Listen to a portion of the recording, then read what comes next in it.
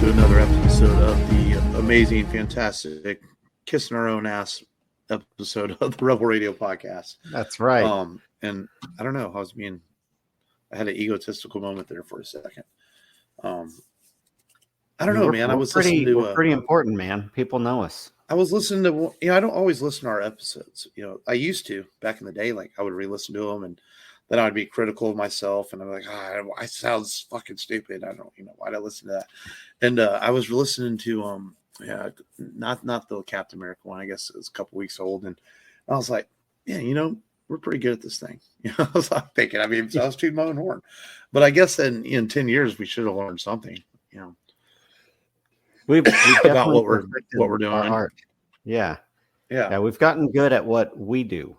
We might only be famous in our own minds, and but and not everyone might think we're funny, but I think we're funny. And that one bedroom in Hungary. It was the episode a couple weeks ago where we were going off about Sydney Sweeney. That's when I was just laughing. I was like, that was pretty good. And I was just like, yeah, she's something. She is. She could be my Hooters girl any day. For real, man. But yeah, man, we are etching closer to our official 10th anniversary as we move on, and there's a lot coming up, man. We've got Ghostbusters in a couple weeks, then Godzilla X Kong, and then before you know it, it's going to be April, and we're going to be watching Planet of the Apes. We'll be going to Palooza. It's pretty awesome. You think about everything that's coming up, man. And somewhere in all that will be our 10th anniversary episode. And that's pretty cool, a lot coming up, man. Yeah, a lot going on. And so it's cool. I'm excited to get there, to get to that point. And we take it a day at a time. And, but other than that, man, I've been on vacation this week, which has been pretty swell for the most part. I had some fun. Also got some things accomplished this week, which is good. Around the house, I'm not a. I kind of tend to be. I kind of tend to be an adult teenager in some ways, and I don't put my clothes in drawers. So there's like clothes all over my room. So I did arrange today. Now I'm not saying they went into drawers today, but they're folded on a table at the end of my bed. Pile of shorts, pile of shirts, pile of work clothes, and underwear. They're organized. So at least they're folded. Yeah. Yeah. Hey, progress. Yeah. And it was funny is I have a dresser with like clothes I don't wear in it. Is that terrible? You're like, that's where I keep the clothes I don't wear. Yeah. They're there in case I ever want to wear them. But I'm sure I'm not the only one out there that's like that, But so I got that done today. I accomplished something. And I took the kids to the zoo, which good. Any of you local people that listen to us here in Houston, man, if you haven't been to the zoo in a while, it's great, man. It's world-class exhibits. They've cleaned it up so much. The Houston Zoo tends to have this bad rap about it, I guess, because it's over near Ben Taub Hospital. And for anybody that doesn't know, Ben Taub is the non-insurance free hospital. So you get the cronies hanging around it. You get the homeless and things like that. So, and it's in the middle of Herman Park, which is pain in the ass to get in and out of. Parking, it took me almost an hour to park. I'm not gonna lie. Yes, it's awful, and so the zoo gets a bad rap. But if you get an option to go to it, man, it's fucking fantastic. They've done so much work to it. They've got an incredible new exhibit with penguins and cold animals in it. The new elephant exhibits are fantastic. The African safari exhibits are amazing. Just really good. It really is way better than it gets credit for. It's just, unfortunately, and I don't want to sound like it's a bad part of town when I say that, because it's not. It's just not in a convenient part of town. That's a good way to say it. Okay. If that makes sense. I don't know when the last time you were out there, Matt, to go to the zoo, but it's just like, it's not a convenient part of town. I want to say it's been like 3 years. I don't think that's not that long ago. Yeah, since like 21. Yeah, that's not that long. So so you've been since they've done a lot of the upgrades, then yeah. So yeah, but that was cool, man. It was fun, man. It was a good time. I actually really enjoyed it. It was good weather, so a lot of the animals were out. Kids got to see a lot, so it was cool. And then yesterday, I took a trip back down memory lane and made a return almost exactly a year to the day to the Houston Toy Museum, and went and saw the guy out there, Matt, who runs it, and his wife. Yeah, Matt and his wife. Yeah, fantastic job. They do a fantastic job setting up that place. I talked to Matt a little bit yesterday, and just that's a funny. shout I out went to today. him. Oh, yeah, that's all you went today. I was, I guess we should have coordinated that. Maybe we could go on the same day, but but man, I'd been there before. That was your first time, huh? What did you think, man? Yeah, no, I liked it, and I was talking to him, and he was telling me that he mentioned to me he had a Predator exhibit in the Predator section, and it's a small section of Predator. Right. Yeah, if you're going too fast, you'll miss it, but he's got Predator figures there. But yeah, he was just talking about how he's a big Predator fan. I mentioned Arnold to him, of course, and so we brought up Misfit Toys, and he's like, oh, Daniel. And I said, I was like, well, I said, we know each other. We've done some podcasts there. And he mentioned how he's had people at the Houston Toy Museum kind of do a podcast there just to kind of have it in the backdrop. And he's kind of open to that thing. And I was like, maybe we'll follow up one day on that. I was like, that sounds pretty fun. But I told him, I was like, yeah, last time I saw Daniel, it was at the old location that was, right by here. And I traded some DBZ figures for an Arnold NECA figure from the T-800 from Terminator 2. And he was like, oh, I like Predator. And so we started talking about toys that way, and NECA and some of that cool stuff. But he's a great guy. I asked him, because I have some artwork from the set. They were actually cartoon pieces that were used in some of those Burger King movies. And I asked him if he's open to, buying or trading for some of that stuff. Cause I'm like, I don't know how well I can keep it. And I don't know how well my kids will maintain it if I pass it on. So I'm like, wouldn't it be cool if it was in his museum? And I could just be like, hey, that was mine at one point. Now it's here. And that'd be pretty cool. So he was like, oh, shoot me what you got. So I'm going to follow up with him maybe.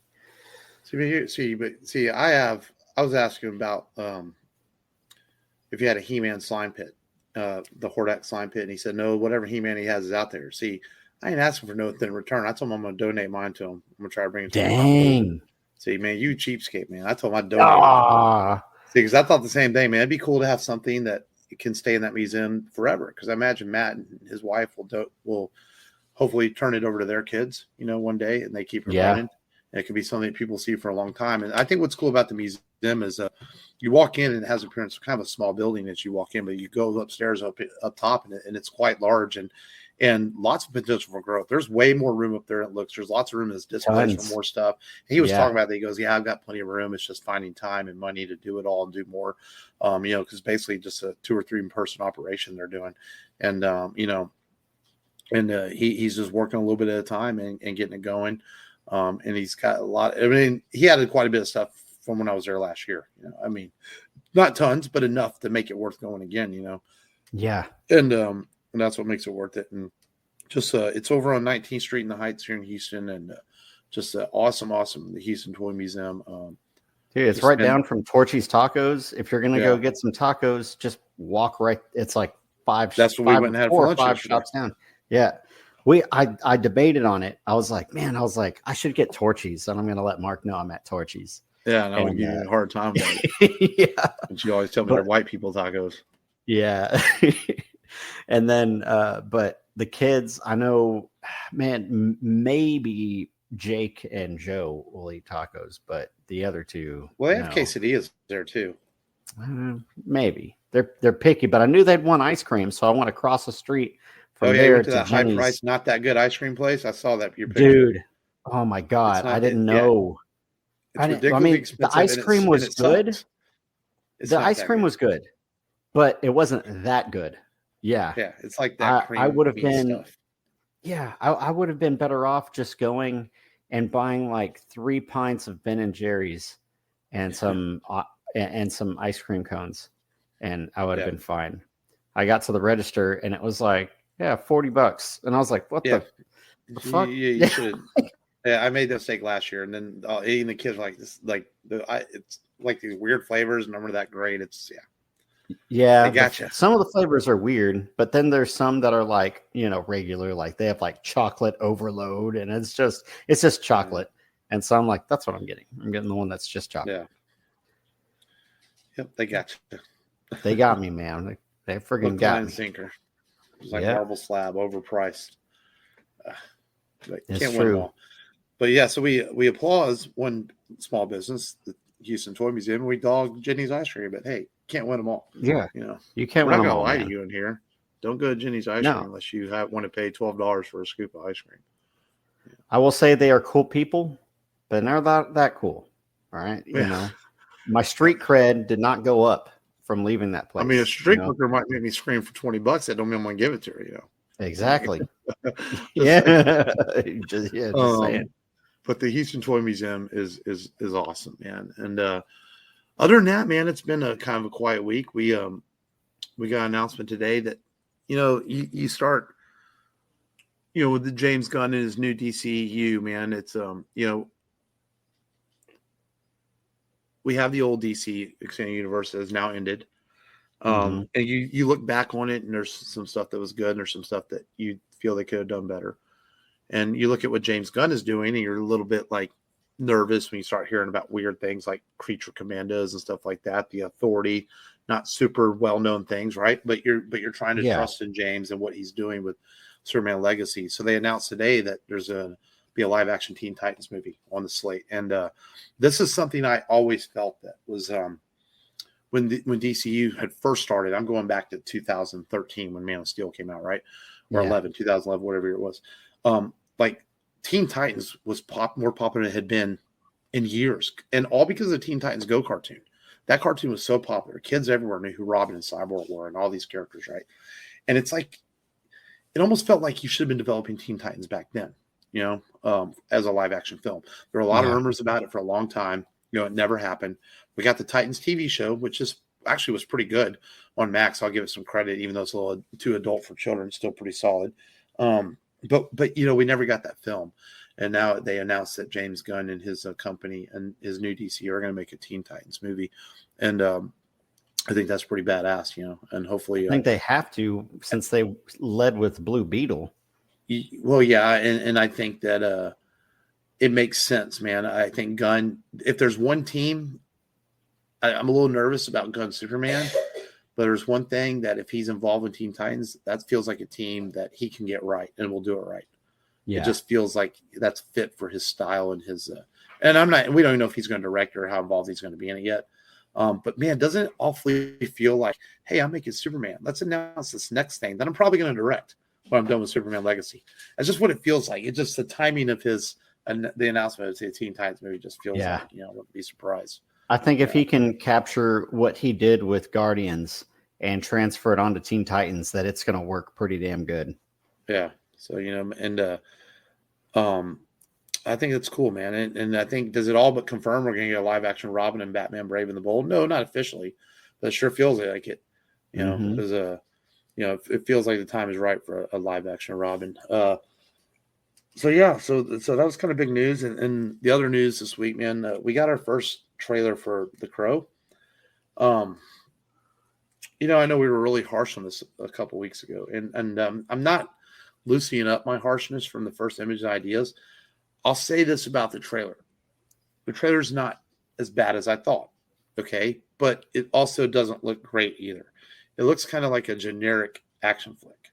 And that's not a knock against Bill Skarsgård. I think he looks pretty cool in the role, in his attitude and in the short time we see him on screen. But, man, does this not feel like your typical 21st century let's see how much gore we can get in it? And it just, man, the trailer is extremely gory, and it's all that fake, watery CGI looking blood, which really kind of bothered me.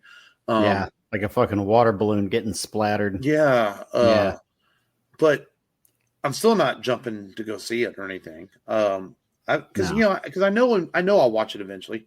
I shouldn't say I'm not going to see this film, because I think I'll watch it eventually, but I'm still not like a pump for it or anything, Yeah, I have my reservations. You have yours. I think it's not as bad as I thought it was going to look, but it still doesn't look good. To your point. And then they put Danny Huston in there as a bad guy. He's always such a bad actor in most things he's in. He's one of those guys. He's just not good. He never is on screen. I don't know how the guy keeps getting roles. I don't know, man. We'll see. I don't know who the hell FKA Twigs is, whatever her name is. Who's playing Shelley, but yeah, it's fine. Whatever, I mean, if you already know anything about the Crow, Shelley's part is pretty small, at least in the comics and even in the original film. So her job is to die. It still didn't feel like. Here's my biggest thing with it. Watching the trailer, like even the Brandon Lee film in the original, even though it's not just like the comics, there's images that stand out that are like the comic book, right? This entire 2.5-minute Crow trailer, there was one image that reminded me of the comic. And that's when he's walking in the trench coat towards the camera. That's it. One single shot. Other than that, it didn't feel like anything in the Crow comic, It didn't feel dark and goth enough either. It was kind of colorful and bloody. It was actually kind of bright. Yeah. So we'll see, man. I'm not holding out hopes. But I don't know. And then the way the scenes cut after he gets shot, it makes it look like maybe he goes back into the spirit world or something, and then he wakes back up and then comes back to. And I wonder, I feel like that's going to be an issue. Based on the test screenings, you're close. That's people said or something like that, where he walks the line between worlds. Yes, and I thought that was weird. Yeah, it's like, well, he goes into another world, and then there's like a guide of his or something that's like, hey, guess what?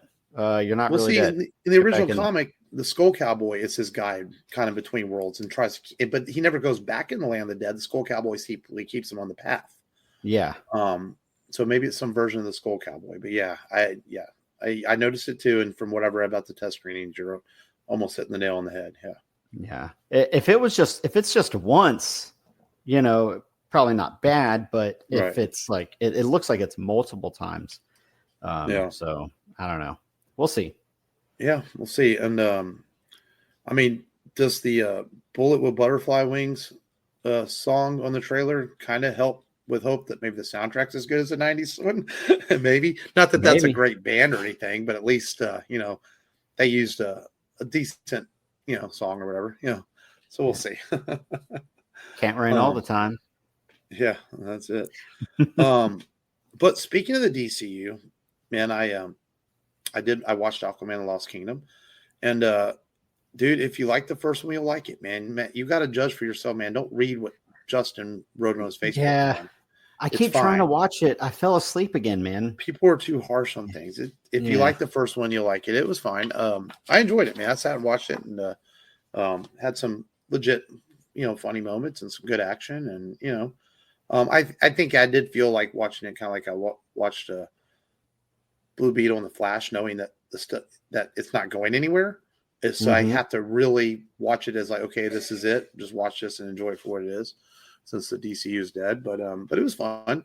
I mean, I'm going to miss Momoa in that part. I mean, he was good. Yeah, but if he is Lobo, man, he looks so much like Lobo already. Oh yeah. I mean, whenever he's like on the motorcycle in Lost Kingdom, riding around, going in circles, and I'm like, man, he looks like Lobo would look. All he needs is the makeup. The hair is already there. He's having fun on a motorcycle. He looks like the bounty hunter, Lobo. Well, yeah, no, man, it was good, man. I like I said, I'm not going to knock it. I probably enjoyed it more than I enjoyed the Marvels.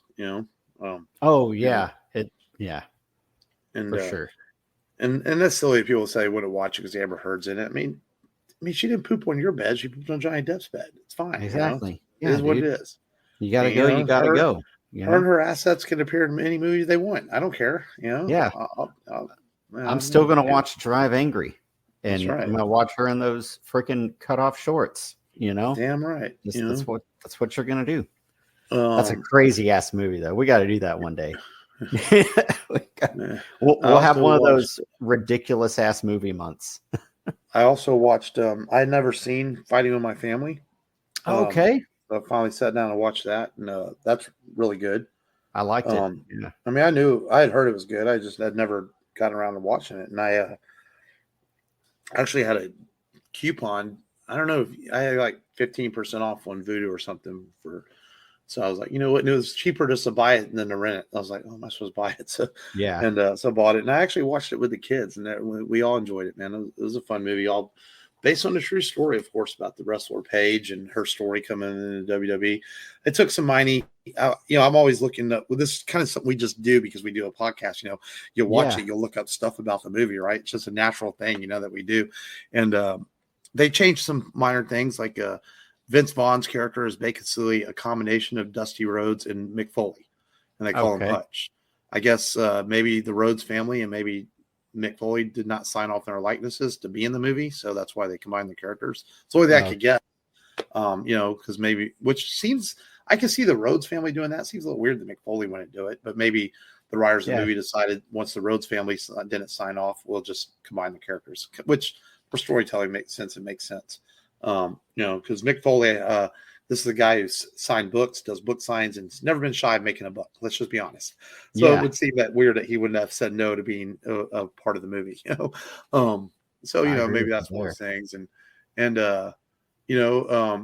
then some of the things like she went from in the movie, she goes from being on NXT to live television in one night, which really did happen, but she was familiar with TV at that point. She had already been NXT champion. NXT was starting to air on TV back in 2013, 14 for the first time. So she was aware with how TV was done and how it worked. So that wasn't Yeah. exactly new to her, but they had to make it more exciting for the movie, had to build up Yeah. the More drama, dramatic. and but I can see why Marvel nabbed her, man, for her first big starring role in Black Widow, man. Florence Poe is quite a young star, man. She's really good in that movie, at and that was 2018 or 19. So she was maybe 20, 21 years old at the time she made it. Yeah. Me and Long saw an early screening of that film. I won tickets, which I never win anything, and I got picked, and we saw it at Edwards Greenway.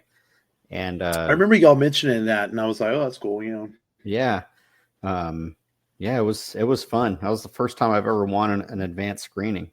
Yeah, But it was cool. And yeah. Florence has definitely bloomed into quite the actress. Even filming in another film that you watched. What's crazy is how she how much she looks like the real Paige. That's what's wild about it. Yeah, they did a good that's job. awesome. Yeah. Yeah, man. I went to the theaters, man, and I saw a goddamn masterpiece, if I'm being honest. Yes. And that's Dune Part Two. Man, this thing was incredible. I mean, it's blowing my mind to think that in 3 months I've seen two absolutely incredible films: Godzilla -1 and now Dune Part Two. And we talk about this all the time. That is cinema dead? No, it's not, man. We're still filmmakers that are making stuff that gives us hope for the future. Yes. And Dennis Villeneuve, man, this guy is a master director, and Dune Part Two is freaking amazing from start to finish. It was done. I'm like, that's it. 2 hours 40. It's over. 2 hours and 45 minutes, dude. I was like, wow, it's over. And I'm like, no disrespect to Oppenheimer, which I loved, and it won Best Picture, by the way. We'll talk about that in a minute. But Oppenheimer, I'm sitting looking at my watch, like, golly, this is a long movie. But man, Dune, I didn't feel that at all. No. Such an incredible movie. I mean, from the set pieces, flawless fucking CGI. I mean, I know Godzilla -1 just won the Oscar for best visual effects, and that's great. I'm so glad it did. The big guy deserves it. The amazing 35 people that worked on that film deserve it. But you might as well hand the Oscar to Dune right now. Maybe Kingdom for the Planet of the Apes gives it a slight run from just looking at the trailer, but Dune's winning that fucking Oscar next year. This is some absolutely flawless CGI.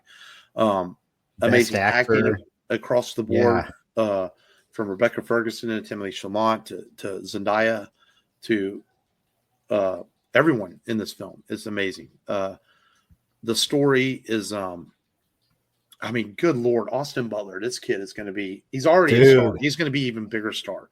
I mean, from what he's done in Elvis to playing, how do you say his name?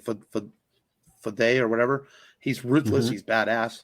I mean, and this guy looks like he's loving it. Like, I'm being evil and I'm enjoying every second of it. Yeah. And apparently he's like a really nice guy. And it's like, whoa, who is this guy who's showed up on screen? And the funniest part is I read too, when he showed up on set, he was having trouble getting rid of his Elvis accent for a long time. And he kept having to redo scenes in his right accent because he was like trying to talk like Elvis. And they're like, Austin, no, that's the wrong voice. Yeah. And he's like, oh, I'm sorry. I'm sorry. Oh. And but that kid, man, is going to be a star, man. You can see it already. Just man, this movie, it's the movie of the year, man. It's just that's how good it is. I'd be hard pressed to find anything that's going to come out this year. It's going to be better. I mean, it could win the Oscars next year. It could be next year's best picture. The first movie was nominated and won a lot of awards.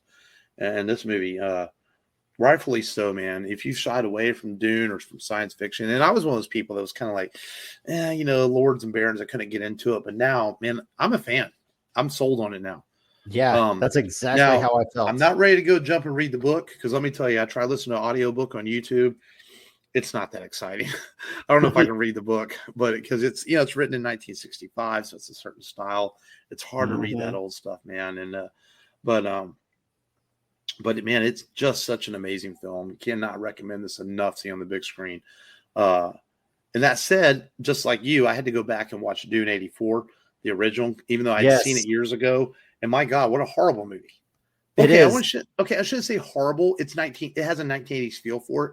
Yeah. But the story is, you don't realize how condensed the story is until you've seen the new Dunes and you go back and watch this and you're like, wow, they throw like lots of information really fast in 2 hours. And it's cut weird. It makes no sense. Yeah. There's just cuts after cuts after cut. The dream sequences are good, but you don't know what the fuck is happening when they show up. They cut so much. And they use narration to try to explain to you things, and the narration doesn't make any sense. And it's almost like a series of highlights from the book instead of a movie. Yeah, if that makes sense. There's I'm trying to think. There's nothing I really liked in it, other than I'll give the worms credit for 1984. Special effects aren't bad.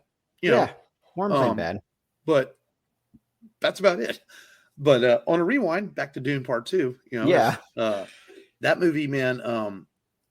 Just incredible, man. I can't say enough, man. How awesome it was.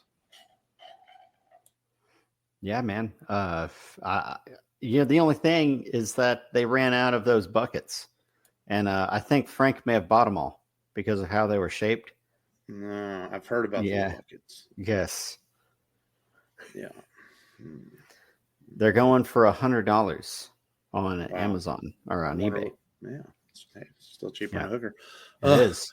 But I went last Sunday night, man, and it was pretty crowded too, man, for a Sunday night screening. So people are going to see it. And it might be seeing it twice. And there's been Denis Villeneuve's writing Dune Messiah or Dune Part 3, whatever he decides to call it. And he said he's going to take a little break before he directs it because there's a time gap and everything in it. And I'm going to stay spoiler free because I know people want to see this. And this is one of those movies that you want to see it fresh. Even if you've seen the original Dune, there's things in this that are going to surprise you. I know there's one big thing that's really bugging the hardcore Dune fans. They didn't like he changed the movie. And it has to do with Paul Atreides' heritage. But you know what? I have no qualm with that. I don't care. I haven't read the book. It doesn't bother me that much. I always try to take films that does different interpretations. And now that said, I know I'm pretty hardcore about The Crow and how that movie is, but I don't think The Crow is as complex as Dune. It shouldn't be hard to tell The Crow on the big screen from a 140-page graphic novel. It should be a lot harder to take a 900-page book and turn it into a couple of films. So you're going to take some liberties with it, and I think that's fair to say. But man, Dune Part 2, man, just remarkable. And that's really, all I watch. I am caught up on the Bad Batch. Well, I have to watch. There was 2 new episodes this week. I haven't watched the second one yet.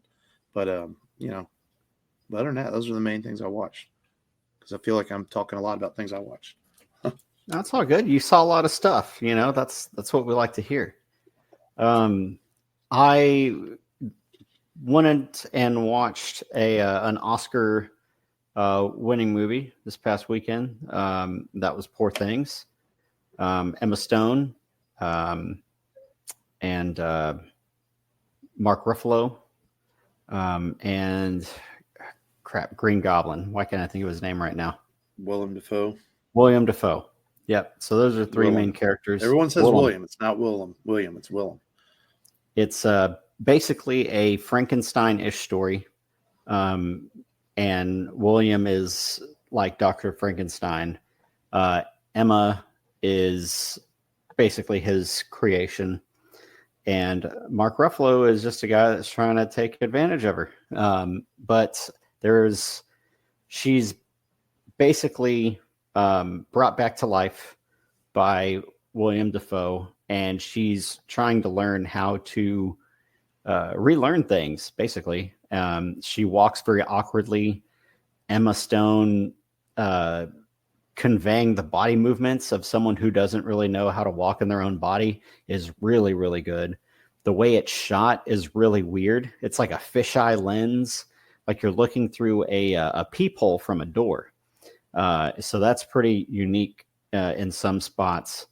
And the dialogue is hilarious. It's definitely a movie you can only watch once, but it's entertaining as hell. Like, you know, Emma Stone saying shit like, "I've been thrice cocked," and stuff is pretty funny. And she does get cocked a lot. To her point, a lot. There is a lot of furious jumping, as she calls it in this film. Her character calls it furious jumping. Don't watch it with the kids around.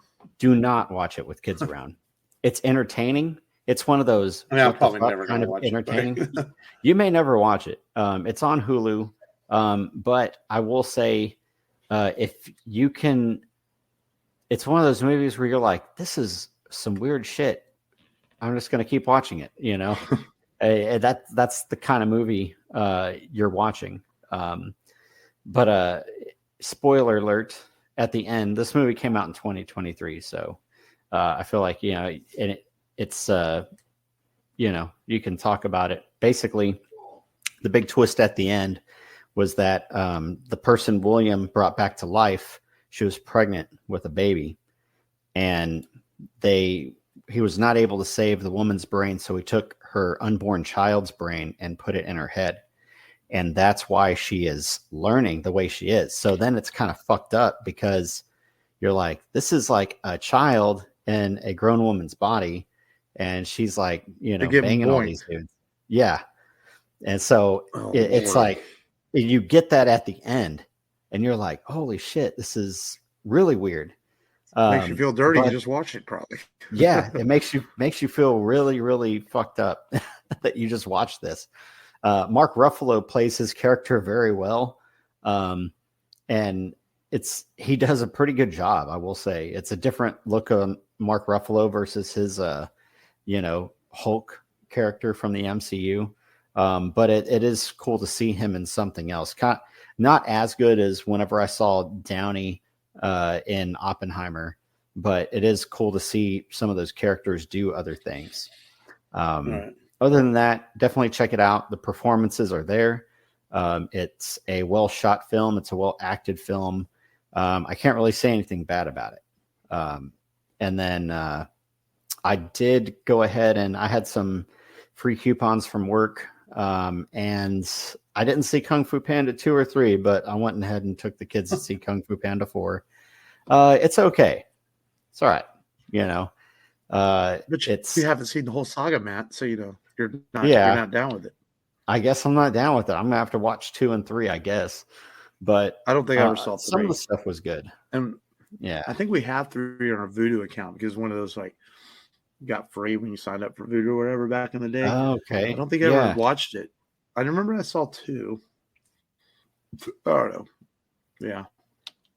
Yeah. He does they do feature that Baby One More Time cover that Jack Black does. You got to wait for the end of the film to hear him sing it, though. I feel like he maybe got this film greenlit because of his success in Super Mario Brothers movie. But he is good at playing a Kung Fu Panda. I will say that. Dustin Hoffman returns. I don't know if I'd say that because of Super Mario Brothers. I mean, Kung Fu Panda's had the animated series on Netflix. I mean, it's been in the public eye for a while. I don't think it's going anywhere.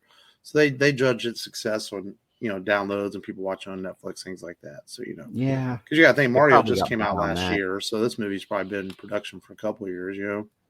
So that's fair to say. Yeah.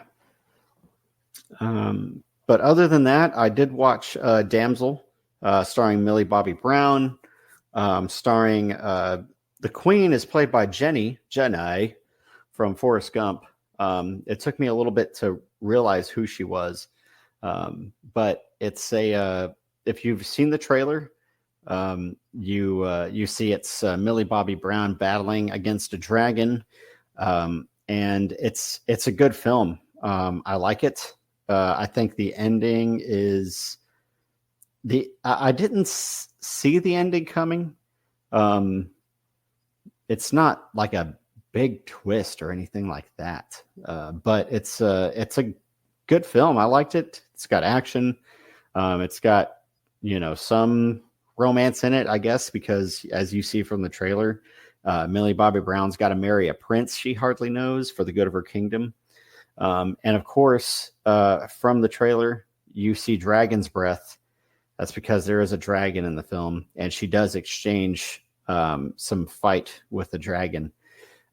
So if you're into swords, sorcery, dragons, all that cool stuff, definitely check it out if you have a Netflix subscription. And it was cool seeing her in something else other than Stranger Things. She better hop on season 4 or season 5. 5, yeah. Well, it's filming right now. Yeah. Here's my thing with her, man. I don't know. Everything I've seen her in outside of Stranger Things, I don't buy into her, man. Even in Godzilla, I'm kind of like, she's just there. I tried to watch Enola Holmes. I tried to watch Enola Holmes. Even that, it didn't look that great. Yeah, I can't. I don't know, something about her, man. Like, she's cool in a cast with Stranger Things or other people, but she's like, I don't think she's not a good lead. She's not the next Emma Stone. Yeah, that's for sure. Okay. She's nothing spectacular. I mean, that's fair. I guess she signed some deal with Netflix because of her Stranger Things. So it seems like she's done a lot of Netflix flicks.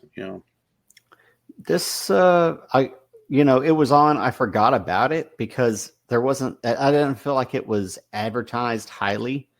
But me and the wife kind of like that sword and sorcery kind of stuff, and it was good enough to merit a watch. I will say it's good enough. It's a solid B. Give it a solid B. I suppose. Yeah. All right. Well, let's get into today's feature film, man. I think we've trekked along here. Yeah. Man, we're usually not this late in the show doing the feature film. That's okay. We have a lot to talk about today. Yeah, lots to talk about. Man, this movie came out in what year was this? 81? 82 in August. After the success of Stallone, of course, was pretty much an unknown actor until he made the first couple of Rocky movies. And so he started getting, offers for other roles. And, obviously he started, this is kind of his, to me, this movie is his beginning of being cast in tough guy films, Yes. But this is probably one of the better ones of that era, Yep. And that said, it very much fits in 1982. Like, you cannot make this movie today in the same way.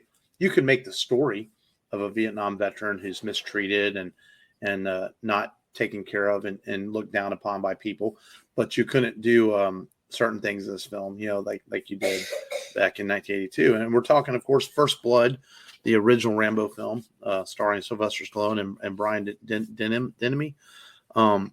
And man, first off, the bad guys in this movie are that's probably my biggest. Like, Sylvester's great in the movie. This is still early in his career, where he's really acting his ass off. He's doing a good job of everything he does. You buy into his PTSD Vietnam soldier and trying to just find his way. He's searching for his old friend. Let's just summarize this. He's searching for his buddy from Nam, trying to meet up with him. He's trying to, he's basically kind of staggering, looking for a job, trying to get back off his feet. As people know, in the late 70s, early 80s, there were a lot of vets that were, people believed were mistreated by the government and were left on the streets. And this kind of plays off that whole thing happening back then. A lot of people were not very supportive of the Vietnam War. So when they came home, they felt like they had no voice, no place. Right. No place to be. And so he's just looking to get off his feet. And he runs to this town where this sheriff is basically corrupt in the town and doesn't want any outsiders in the town. He likes his town running how he is. And come to find out, he's one of those people that doesn't support those soldiers in the war. Though the movie doesn't convey that real well, I think it's pretty obvious. Yeah, because it's revealed the sheriff's a Korean War veteran. Right. So he does have a sense of duty, but he views the Vietnam soldiers different. Right. As they just don't use the proper dialogue to convey it as well as they should have, I felt. Correct. And between him and his deputies, at times in this movie, it feels like his deputies don't agree with him, but then they kind of continue to agree with him. It's kind of weird. Well, David Caruso, for sure. His deputy definitely doesn't agree. But yet he plays along with it for fear of his own job and fear of his own life.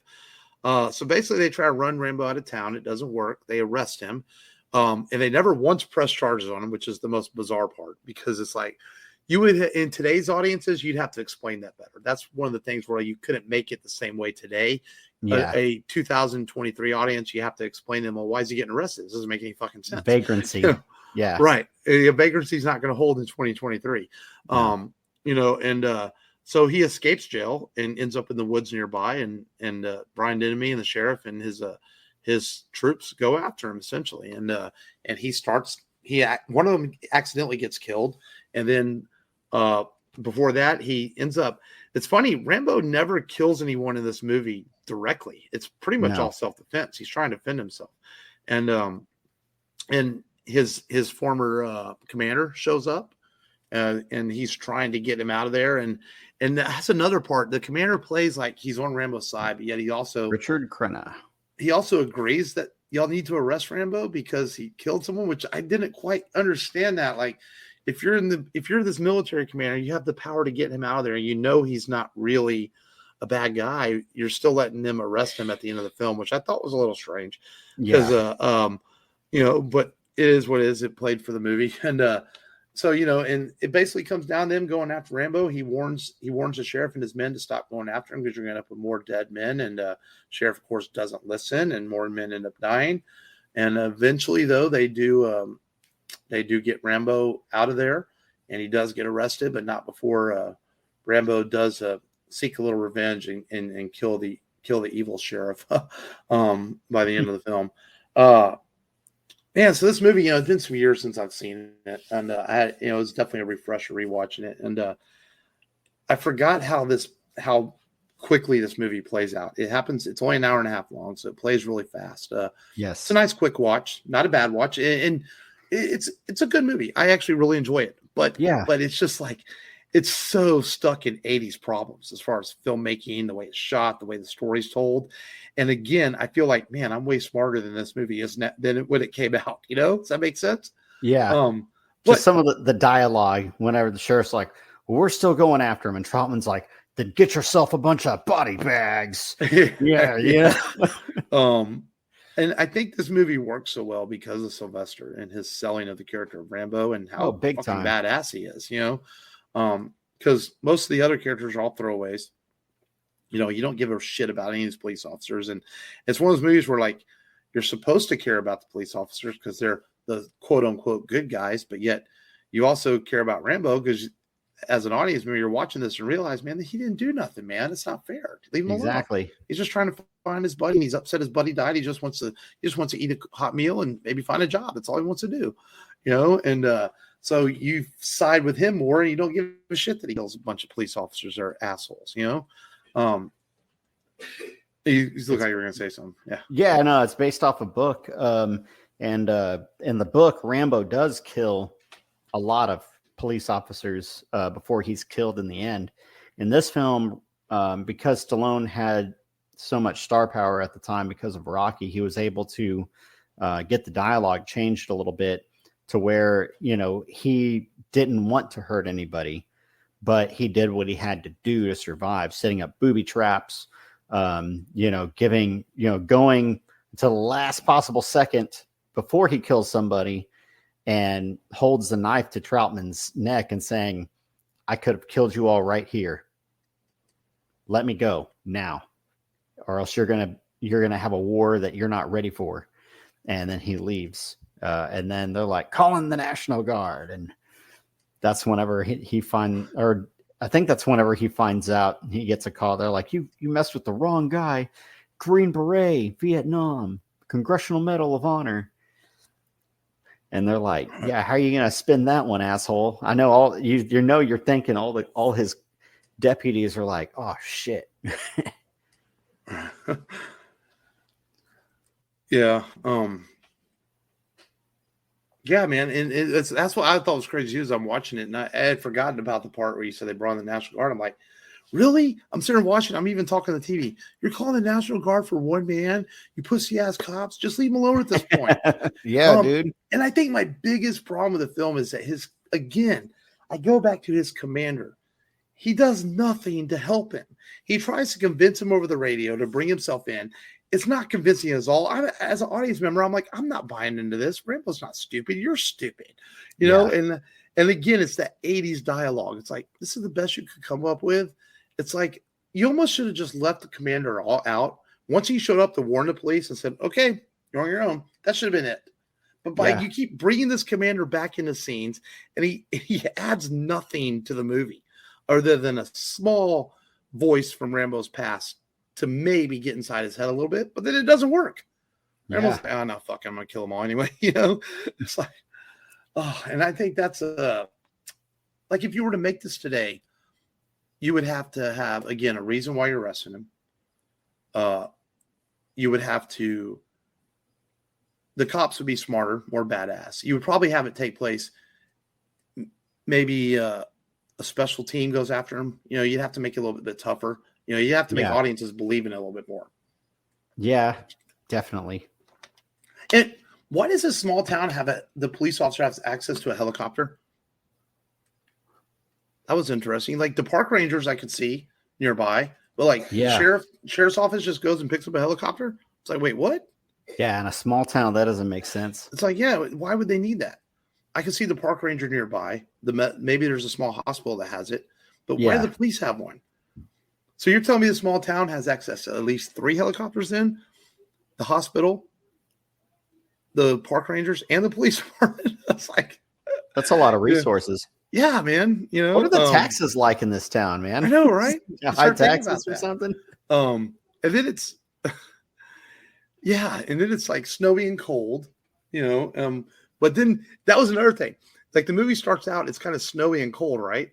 And then the scene in the woods is shot, and they're wearing jackets. But where did all the snow go? Did you notice that?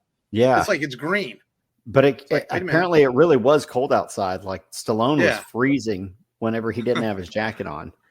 So it makes you wonder what time of the year they shot it. Maybe they shot it early fall, late winter. Maybe the snow was melting off. We'll give them a benefit of the doubt. It was just really cold. And of course, the only thing that, you know, this movie, and Stallone has talked about this in interviews before, like this is his favorite Rambo movie and one of the favorite movies he did. And he doesn't regret making the sequels, but he has talked about in his career where he felt like because of the success of the Rocky sequels, the makers of Rambo felt it needed sequels too. And he realized now, like, maybe we should just done one. That was enough, you know. But of course, then he embraced it years later with the legacy sequels he's done in the last 5 or 6 years. You know, he kind of they had been trying to make this. Yeah, they've been trying to make the film for over 10 years at this point, like since 1971. The problem is that every writer that took it on wanted to make it like the book. They wanted to pay tribute and stay in line with the book and make it to where the character died at the end. And he didn't, you know, assumingly the studio didn't like it. And it wasn't until this director came by, Kachev, with a score written by Goldsmith, who does a great job. Goldsmith's a great composer. He's no Williams, but he definitely is right under that tier. Yeah. Makes great composers for movies. It wasn't until he, after going through a couple different choices, first choice was Clint Eastwood by the studio, and then they wanted De Niro possibly. Then they went with Stallone, and he wasn't the first choice. For the sheriff, they did want to go with Gene Hackman for the sheriff, but he turned it down. And Kirk Douglas actually had filmed in the role of Troutman up until like a week or so before the release of the film, or the finalization of the film. But I guess he had like some fallout with you got the backwards. He quit right before filming commenced. He quit right before filming. I remember reading that. But yeah, I guess he all of a sudden he had some disagreement with the script, and maybe it was to your point, Mark. Maybe he felt like the character just didn't make sense. Like maybe Troutman would have done something different, that's why. But yeah, that's why we didn't get Kirk Douglas. But we got who we got, and a lot of Vietnam vets actually praised the film because they felt like they could identify with the character of Rocky. Coming back to a place where they're not welcome, where they're not viewed as high, echelon as like this Korean War veteran sheriff that they have over there. People who fought, a different war during a different time under different circumstances and were met with more praise than the Vietnam veterans were. Mm-hmm. Yeah, that's where I think the movie shines, is showing a light on that. And I'm also a little surprised, you being into weapons, man. This movie created the Rambo knife, which is still sold today. I mean, it was a knife created exclusively for this film, and it became so popular that hunters and people still buy it today. That Stallone asked for it to be made. He wanted something unique that hadn't been seen before and that made sense. And I thought that was pretty cool, the Rambo knife. Yeah, you can walk in most academies and buy a Rambo knife, Yeah, and whenever he gets caught with it, they're like, "What's this for?" He goes, "Hunting." It's like, what are you gonna hunt with that? The movie though, it's a good, enjoyable film. You just have to set your mind of when it was made, I think, and realize it. And then some of it doesn't hold up as well as other parts. I think Stallone's good at it. Like I said, it's a good score.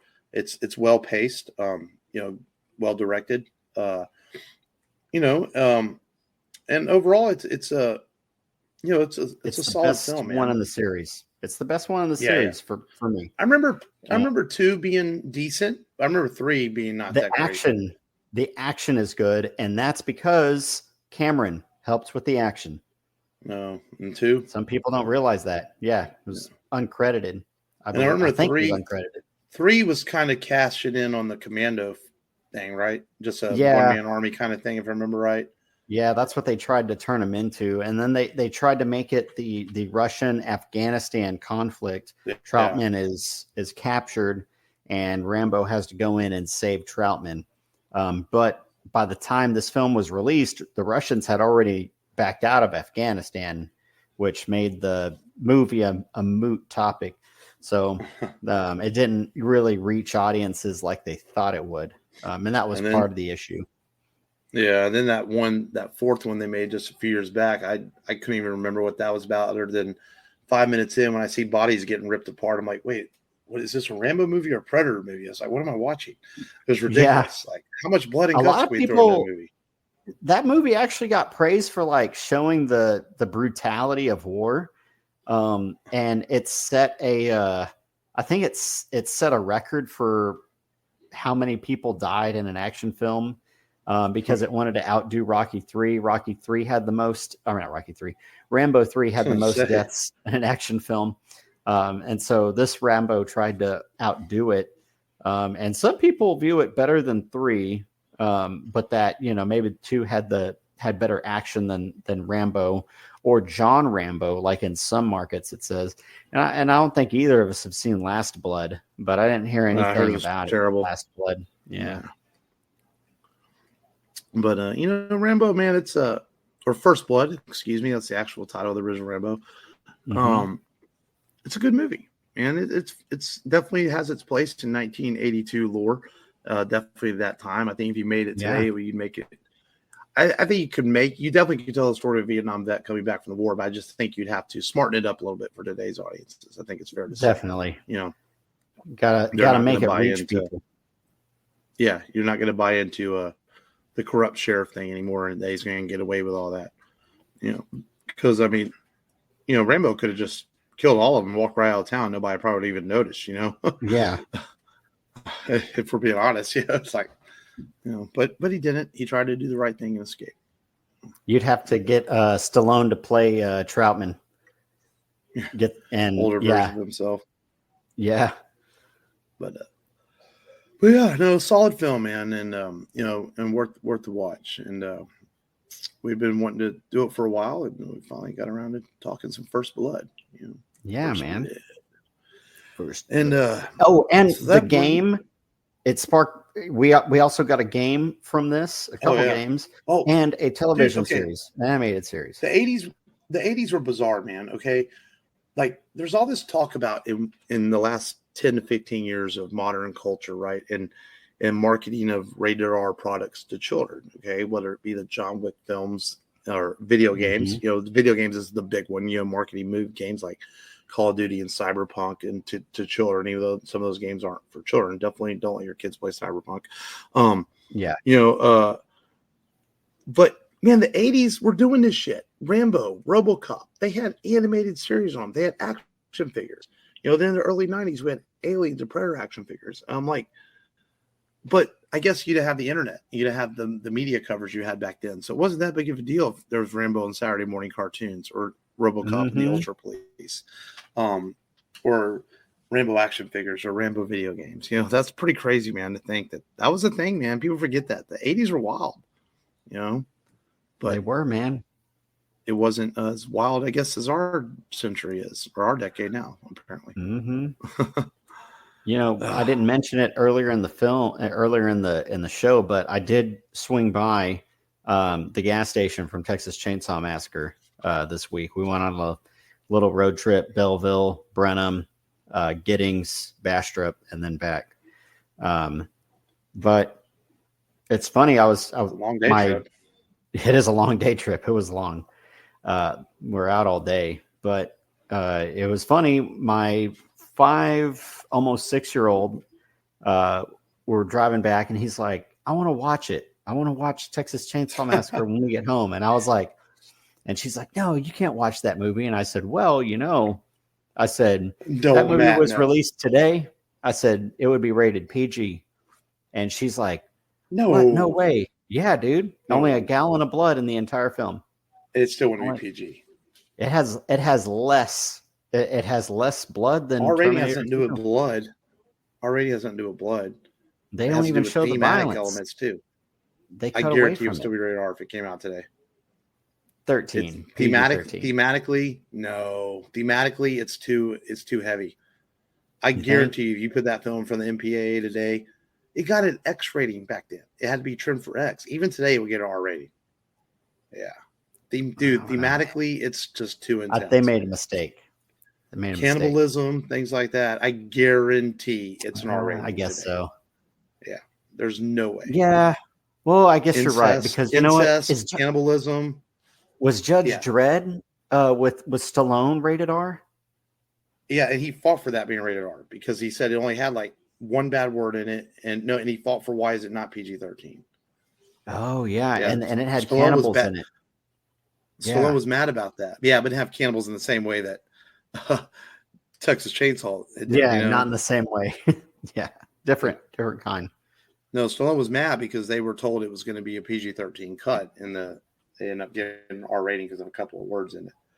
And I remember reading something about there was one scene that was specific to why it got an R rating, and but anyway, no way Texas Chainsaw would be rated PG-13 today. Thematically, it's just too intense. There's rated R movies with less in it than that are R rated. You know, that's fair. So, maybe I'm wrong. Yeah. You're psycho. Did you expect any less?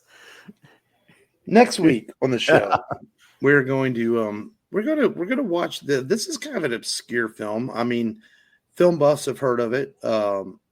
Sci-fi buffs have heard of it. Hell, you, the listeners, have probably seen this movie or heard of it and didn't realize you watched it because it'll show up on Saturday matinees back when we all had television before we got streaming and everything. And it stars Peter Weller, and it's a little low budget kind of sci-fi film, and it's based on a short story by Philip K. Dick, of course, the writer of Blade Runner, and it's called Screamers.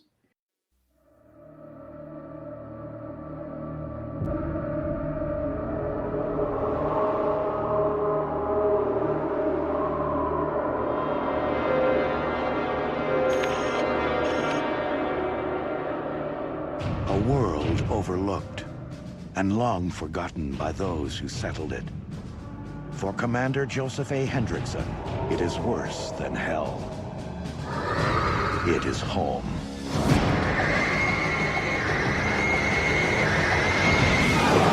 What are they? There is a new terror in their midst. We call it a screamer. It was developed for us by Alliance on Earth to neutralize the war on the ground here. How do you know it's dead? And they yanked this brain out. Pretty smart. Maybe too smart. This one seems to have modified itself. It was designed to protect them from their enemies until it turned its sights on them. Are they alive? No one knows. They make themselves now. I heard the screaming, and then it got very quiet. Nothing except the smell of death. Chuck, we got a new kind of screamer. It was like a person. What are they supposed to look like? Oh, you mean who are they supposed to look like? They're smarter now. That's how they get into our bunkers. Once it gets inside, that's when the killing starts. Now, the only way to tell man He's one of them. from machine is by the sound of their scream.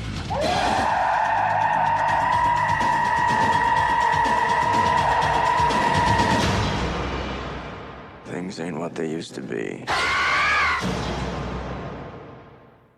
And it's been a long time since I've seen this. I remember watching this back in the day with my dad and being kind of terrified from it a bit. And I realize now that it was kind of silly to be terrified from it. But when you're young and watch this, like, there's some pretty freaky stuff in it. But it's just a little sci-fi flick about these interplanetary exposition that ends up landing to negotiate a peace treaty. And it turns out that there's some bad, evil robots on this planet, and so they go to war with them. It's that simple, but it's a pretty cool flick, if I remember correctly. Maybe I'll eat my words later, since as I said, it's been a long time since I've watched this. Probably even longer. I've watched this since I've watched Rambo. Oh wow! But I'm kind of looking forward to rewatching Screamers this week and talking about it next week on the show. So it should be fun. And until then, the rebelradiopodcast.com for all your Rebel Radio needs and things. And again, thanks to Matt over at the Houston Toy Museum for being accommodating, having a good time there yesterday. Yeah. And to both our families. And that was fun. And as always, to you listeners, thanks for listening. And as we make it to our 10th anniversary, until next time, this has been Mark. This has been Matt. Remember, as always, just go there and do it.